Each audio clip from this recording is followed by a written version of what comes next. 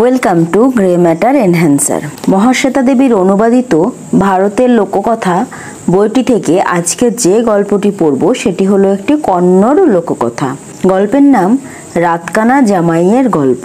এক বিধবা বুড়ির মোটে একটা ছেলে, সেও আবার রাতকানা।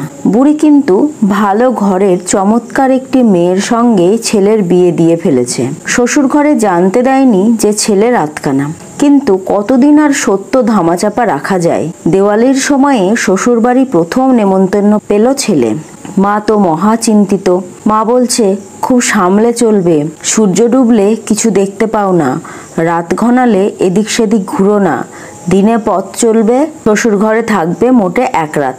আঁধার হবার আগেই তো ছেলে শ্বশুর বাড়ি পৌঁছতে চাই, তাই সে চলেছে হনহনিয়ে। কিন্তু গ্রামের সীমানায় পৌঁছতে না পৌঁছতে নেমেছে সাঁঝ। চোখে তো সে ঝাপসা দেখতে শুরু করেছে।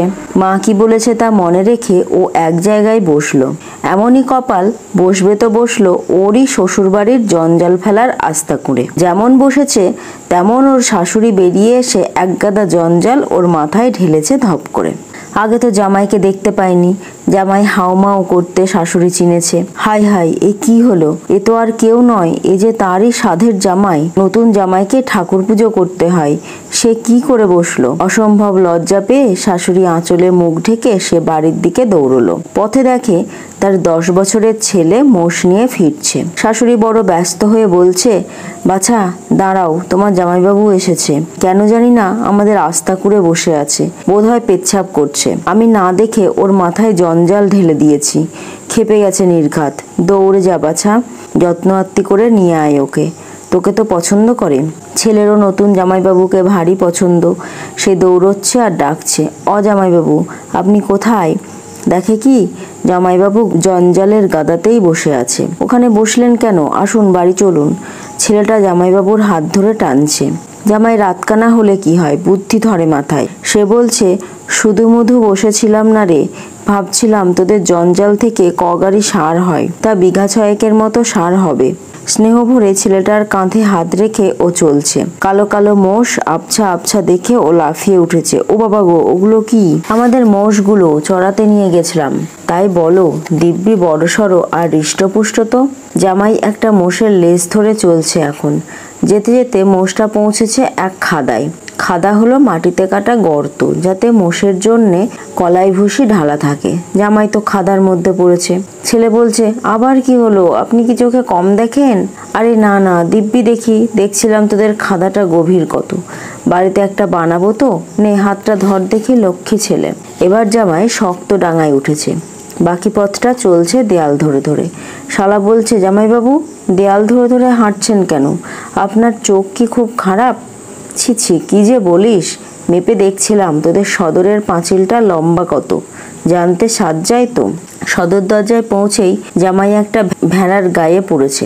ভেড়াটা দাঁড়িয়েই ছিল। ভেড়াও ওকে ঠেসে গুতিয়েছে। জামাইবাবু পপাত ধরণী তলে। শালা ভেড়াটাকে ঠ্যাঙালো। জামাইবাবুর হাত ধরে তুললো, বলল, ভেড়াটা দাঁড়িয়ে আছে, চোখে পড়লো না? আহা, পড়েছিল, দিব্যি দেখতে। ভাবলাম গাটা থাবড়ে দিই। হতভাগা কি করলো দেখ। বাইরের লোককে গুঁতোতে শিখিয়েছিস কেন রে? রাত তো হয়েই গেছে, সবাই খেতে বসেছে মেঝেতে। সামনে পিঁড়ির ওপর তামার কলাই করা থালা সাজানো। শাশুড়ি নিজেই হাজির। এ একটা দিনের মতো দিন, নানা ব্যঞ্জন পরিবেশন করতে হবে। শাশুড়ির শাঁসালো অবস্থা, তার পায়ের আঙুলের চুটকি, পায়ে মল, হাতে চুড়ি, কাঁকন, কত কি। গয়না বাজছে ঝুমঝুমিয়ে, যেমন সে পা ফেলে এগোচ্ছে।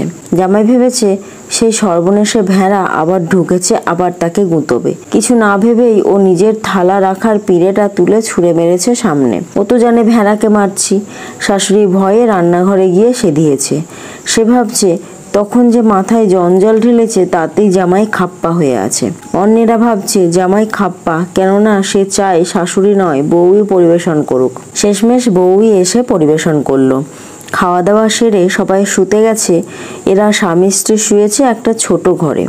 ছোট শালাশালিরা শুয়েছে বারান্দায়। মাঝরাতে তো জামাইয়ের বাইরে যাওয়া দরকার। উঠেছে কোনো মতে। এ বাড়ির কি কোথায় তা মনে করে করে হাতড়ে হাতড়ে গেছে।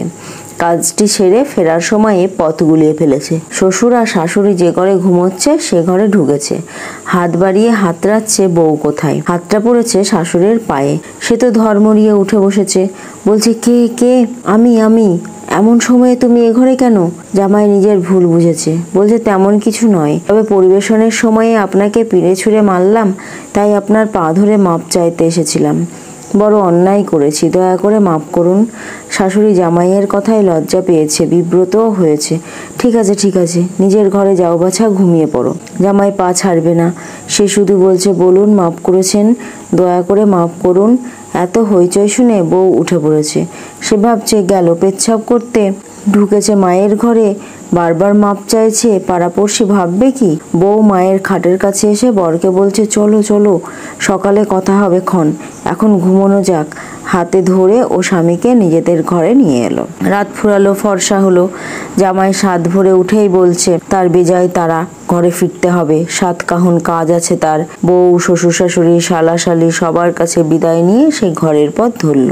সব বিপদ পেরিয়ে এসেছে। কারো সন্দেহ হয়নি যে ও রাতে একটি কানা ছুঁচো। তাতে জামাইয়ের খুশি যত, গর্বও তত। আজকের গল্প এই পর্যন্তই। আবার দেখা হবে পরের ভিডিওতে।